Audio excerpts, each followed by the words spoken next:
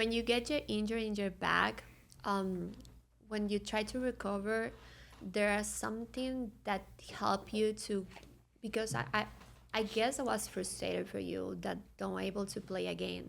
So what are the tools that you use to improve your mind to overcome that frustration? Yeah, so the first time it happened was in high school. Mm-hmm. And you'll actually appreciate this because the first time it happened, the doctors told me you'll never play football Yeah, again, I you'll did never be an that. athlete again. And so I ignored them. And then I went to a chiropractor and he was like, hey, take these bone factor 1 pills. And they basically were like calcium, magnesium, zinc. And he's like, take them like M&Ms, just take them all day long.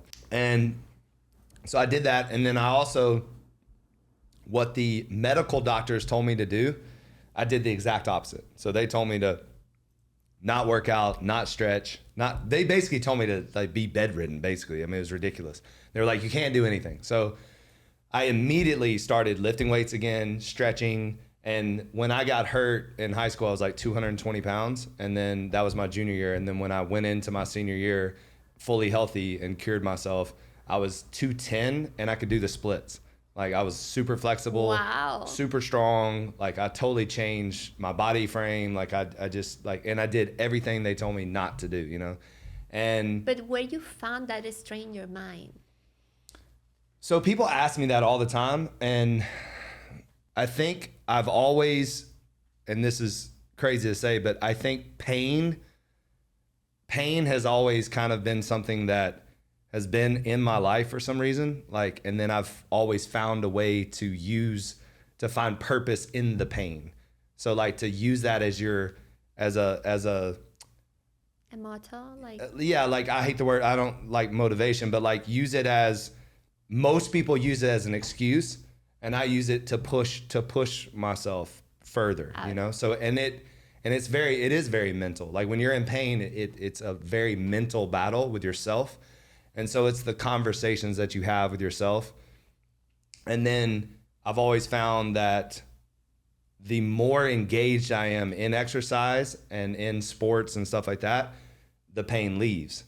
So like some of my worst pain ever, if I can just get about 20 minutes into a workout or whatever it is I'm doing, then I have no pain. And then, I mean, sometimes it comes back after the workout, but so I used to find peace in that.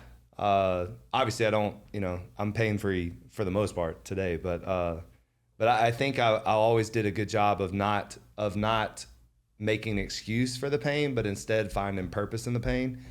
And then also too, like when anybody tells me that you can't do something, I'm like, watch this, So I think I'm almost positive I get some kind of joy out of showing others that yes, I can. When you say, oh, you can't do that, then I'm like, oh yeah, okay, watch.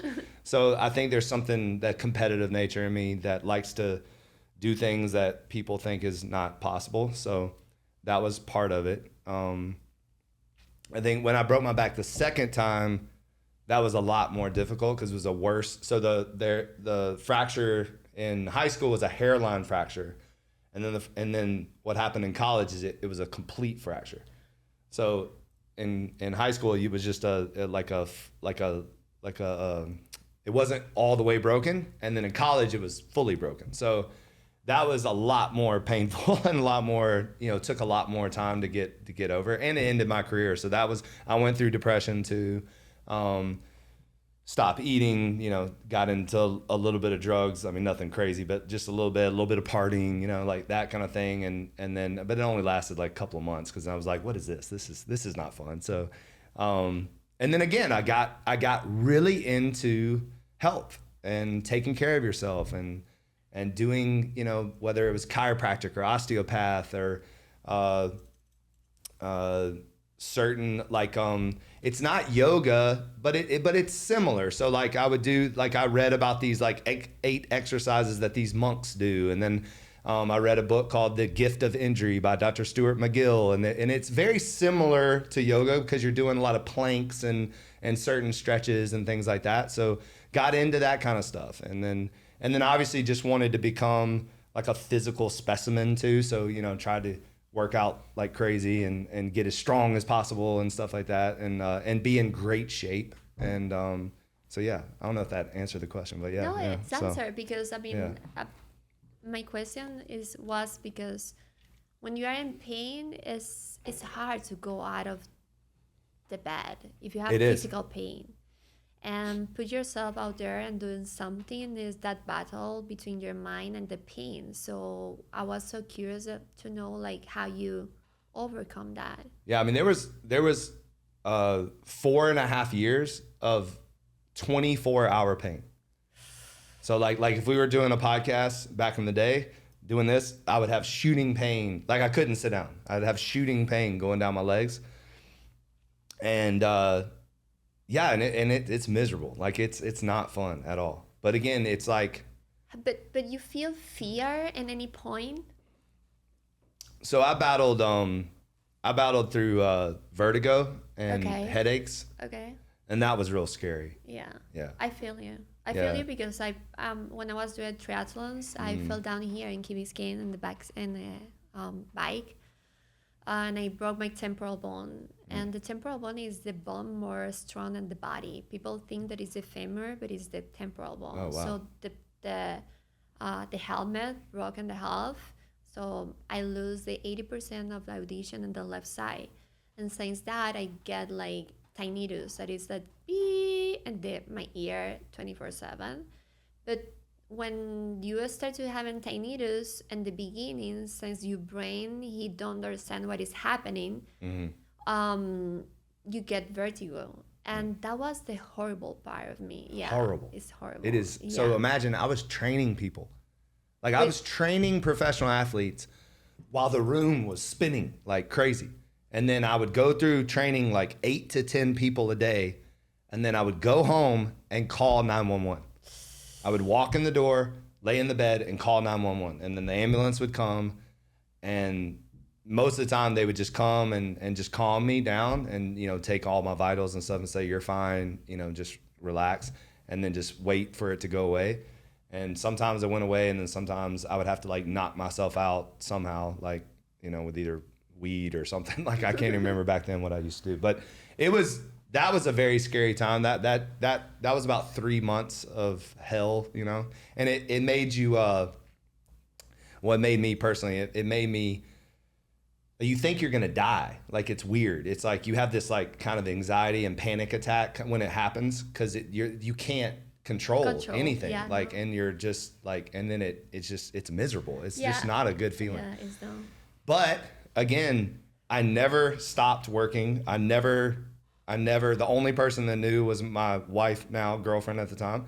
And I always showed up and I always kept going. And I always said, I'm not gonna quit. Like I refuse to quit. I'm just gonna keep showing up. And then, thank God, my osteopath, he started working on my bones back here and injected, a couple of places, and then I got a beamer. I don't know, have you ever heard of a beamer, Matt? Oh, what it is? So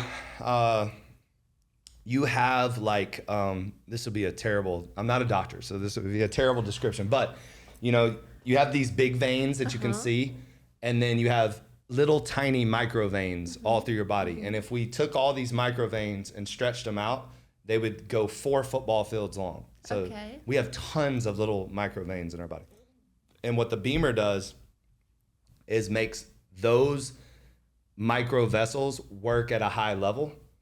And because if they're not circulating and working at a high level, then we're not working at a high level. And after 1 week of getting the beamer, and you do it 8 minutes a day, my vertigo and headaches went away. Yeah. And then obviously the combination of him working on my neck and stuff, but it definitely, and I haven't had it since, and knock on, you know, so, and it's been like 9 years since I've had an episode. So it's been awesome, you know? That's so awesome. yeah. Facing the fear, I feel, is the most hard part of like come back to training and come back to any injury. Because I get this bike accident and come back to the bike for me was terrible. I was thinking I was gonna, and now I'm doing like yoga, and you need to do like the handstands, and I was like, oh my God, I want to smash my face in the ground and I don't want to be there again. Yeah. So I was like with so much fear about like, you know, facing anything that I can hit my head.